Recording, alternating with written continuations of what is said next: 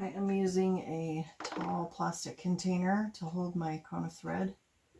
Keeps the thread nicely out of the way and feeds it off the top of the cone. Double check first of all that this envelope is a pin's length. I'm going to borrow this pin. This should be a pin's length from the bottom edge. If it's less than that, it's going to get in the way. Double check that it lays flat before you start sewing, and that your envelope has one layer here and a fold behind it. Okay. All right, this envelope is going to be sewn down this side, across the bottom, and up the other side. This step is one of the trickiest ones because we're sewing a slippery, not stretchy fabric to a very stretchy fabric. We found it works best if you put your foot entirely on the ripstop fabric. I've got my machine set to a medium to long stitch length straight stitch, and I'm going to give this a good back stitch.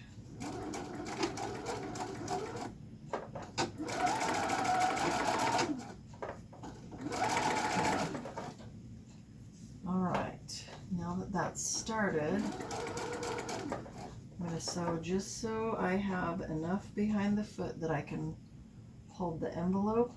One of the things that causes the fabric to pucker the most is putting it under your foot, holding it here, and sewing. And it's because this fabric is so stretchy, the feed dogs will pull it all the way through if you are holding only on the front. So the trick is to hold it on the back and the front. Hold both layers together with a little bit of tension and let the feed dogs pull it through, and then it goes through nice and smooth.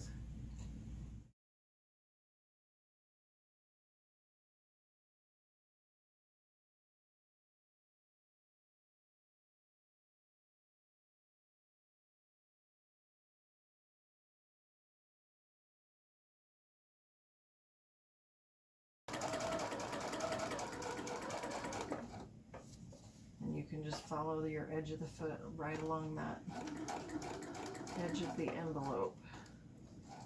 Okay, when I get close to this edge, I'm going to slow down, put my needle down, lift the foot, turn the fabric, put my foot back down, and I'm ready to go again. As you're sewing along the bottom of this, this is the stretchiest direction of the fabric. So once again, having medium to long stitch length is helpful. It's more forgiving if you need to undo anything. And using this taut sewing technique really helps the mesh feed through quite well.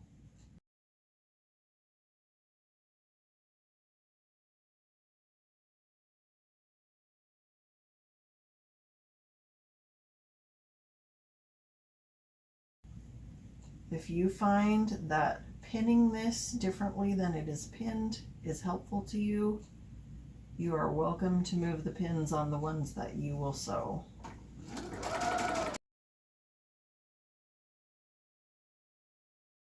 And then at the end of this, I'm going to give it a good back stitch.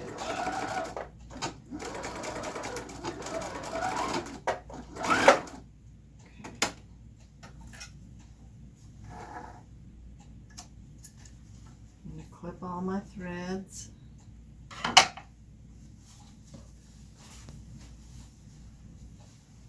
The beginning and the end.